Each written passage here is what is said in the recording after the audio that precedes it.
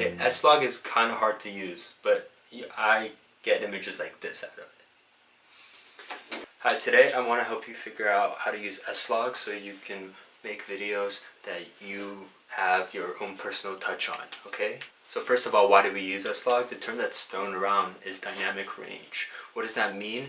I don't know. For me, what it means is I want to be able to get detail and color out of everywhere. And S-Log helps us do that because of science. That's the reason. Here we go. Moving on to the settings. Here are my settings. VoiceOver Hanch, go. Okay, I recorded this on my iPhone, so sorry for the graininess. Picture profile, number 9. You go to gamma, S-Log 3, that's important. Black gamma, not important. Color mode, S gamma 3, cine, important. Saturation, I crank that all the way up. All the way up. Color phase, not important. Color depth, play around with it. It might be fun. Details, I turn that down to -7, and I usually add sharpening after if I think it needs that. Usually doesn't. That's all you need to know. Never mind, bonus tip. Make sure you turn gamma assist auto on. It'll help you look at what the image looks like without all the, when it's not all gray and dark. There's color to it. Now that you know the settings, I'm going to show you how it's different than regular no profile exposed. This is no profile exposed with the camera body's metering. It's okay. This is me trying to like balance it with the colors, but if I do anything like drop the shadows a bit more, or if I crank the highlights up, it just doesn't work. We need to be able to expose for S-Log. Your favorite voiceover Hanch is back. This is what it looks like when you try to expose with log settings on a normal picture profile. Everything's gross. The shadows don't look good. The highlights are blown out. Ew. The most important tool you need to use when exposing for log is zebras. So you go into your settings, go on zebras. I turn it to 90%.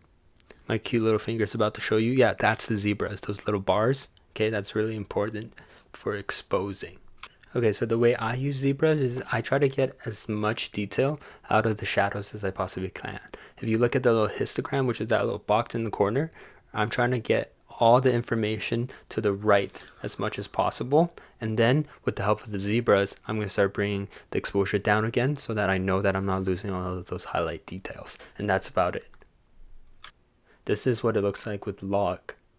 This is when I do make my adjustments, and as you can see, I can crank the shadows with more contrast and detail, and it still looks good and interesting. And lastly, we're going to show you the workflow inside Final Cut Pro that I use to get the best thing that works for me. So what you're going to do is you're going to go on the Sony website and download their LUT, okay? That's the best LUT. If you go buy a Lunchable set, a pizza Lunchable set, you just use their ketchup and plastic cheese, okay? Because that's what it was made for, okay? That's how they wanted you to use it.